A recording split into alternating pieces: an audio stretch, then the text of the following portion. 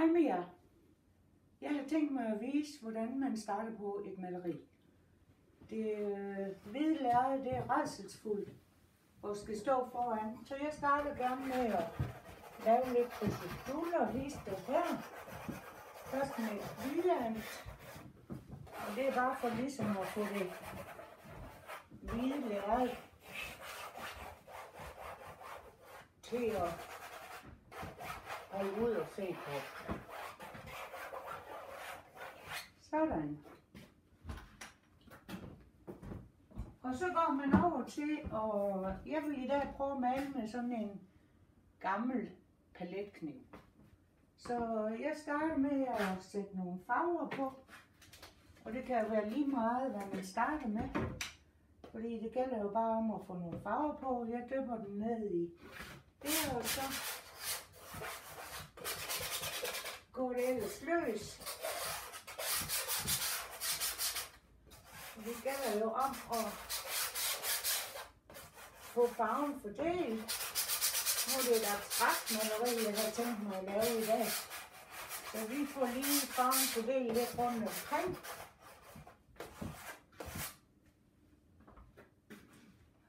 Sådan. Så tager jeg lige lidt hvidt og kører oveni, fordi den her brun, den giver en skøn farve, når den bliver med hvidt. Man kan også gøre det, at man lige sprøjter lidt væske på. Så kan man fordele farven endnu bedre. Jeg har bare sådan en almindelig vandsprøjt her. Det, der kan være lidt svært, det er, at når lader er det lidt løst, så kan man få de kanter der. Der må man så lige bruge fingrene. Det gør jo heller ikke noget. Sådan. Og jeg tager lige lidt mere hvidt. Det, der gælder om, det er jo at få farven ud på hele lærredet. En rigtig god ting at holde sig for øje, det er, når man maler et maleri, og der skal være noget struktur og noget energi, så er det at tænke på, at man bruger lys mellem mørk. Altså det kan være lige meget, hvad for nogle farver det er, men at man får det mørke med ind i. Nu kan jeg lige finde min. Så har jeg en Pines Grey, og den er simpelthen fantastisk. Den kan du få til at være fra det lyseste lyse til det mørke, og helt over i det blå.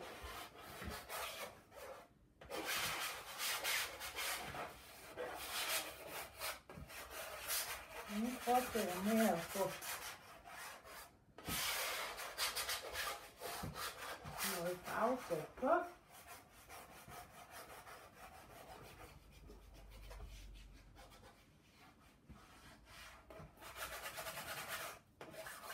Og hvis man så blander den med fundet ind i, så kan I se, så går den over i sådan en blågrå nærmest.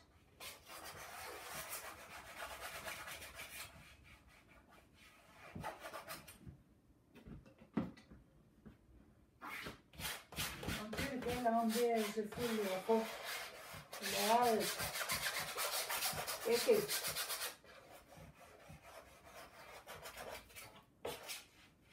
Man kan jo gå hen og tage penslen, hvis man lige har brug for det. Nu synes jeg, det bare gælder om at få sat lidt noget tyk maling på. Og det er selvfølgelig en fordel, hvis man holder sin palet sådan lidt enkelt, synes jeg. Det er ikke bare blevet sådan et kæmpe stort farveorgel her. Og man skal jo selvfølgelig også om på siden af sit maleri og få få malet kanterne. Og som I kan se, så bruger jeg også ofte fingrene.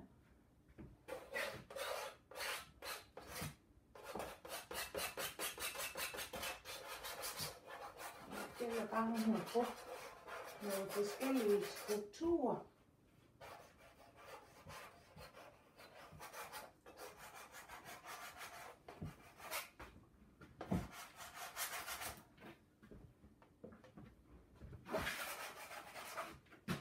Og pejlspray, den er rigtig fin.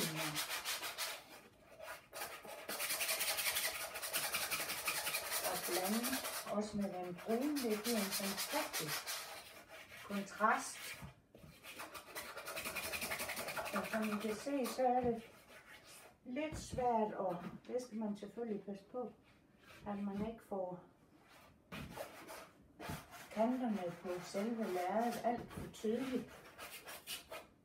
Det ser jo tosset ud, når der er sådan nogle streger.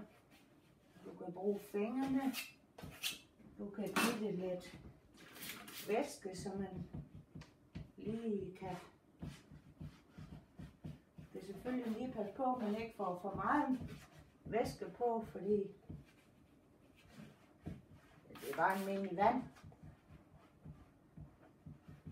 Men man skal selvfølgelig lige passe på, fordi så går der jo et stykke tid, inden man kan male farven ovenpå igen.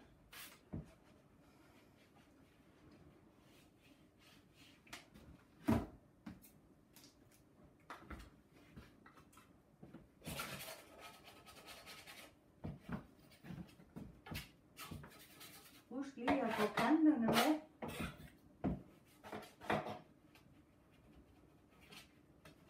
Sådan.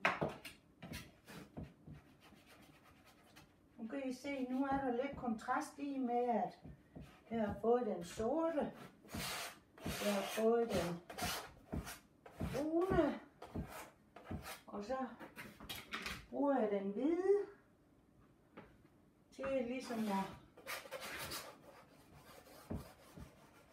få farverne blandet lidt. Jeg kan godt lide, at det er lidt lyst for oven. Det bestemmer man selvfølgelig helt selv, hvordan man vil det.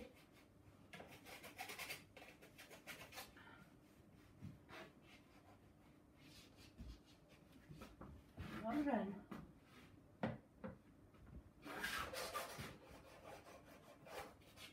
Vi ser sådan smukt det giver, når det er pejlspray og hvid. Det giver en rigtig flot farve.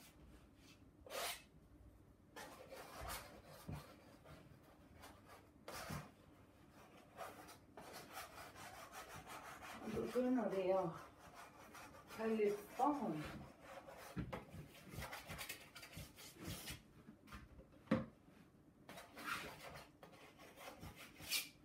Man kan jo gå over og tage sin pensel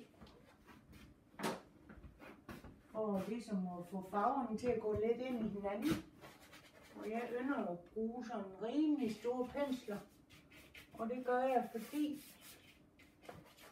at så kan man ikke styre det så galt. Og hvis det er et abstrakt maleri, man vil beskæftige sig med, så er det en fordel, hvis det sådan fordeler sig lidt over det hele. Jeg tager lige lidt mere hvid her, så I kan få kanterne lidt med. Det må I endelig huske, fordi det er ikke til at få malet kanterne bagefter. Ja. Så kan man se, at det begynder at tage form. Der sker ting og sager.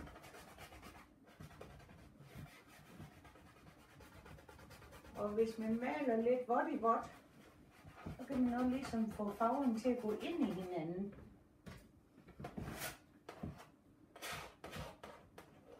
Man kan kravle lidt af igen, hvis man vil have den til at gå lidt igennem.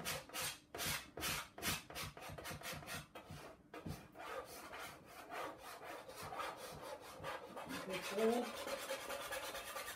grisemetoden for ligesom at kanten af sparklen og ligesom at få det til at give noget mere struktur.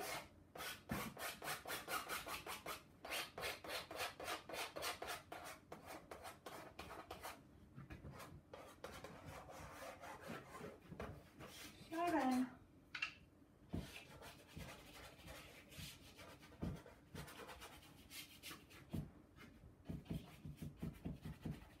Og lige lad penslen køre let hen over det hele. Jeg kan se, at jeg skal have lidt mere brun hernede i det her hjørne her. Det gælder jo ligesom om at få maleriet til at hænge lidt sammen. Så man ligesom får lidt af farverne fordelt ud over hele maleriet. Og nu vil jeg så lige sige, at det var første del af det. Vi ses senere, og så må vi se, hvordan det foregår sætter.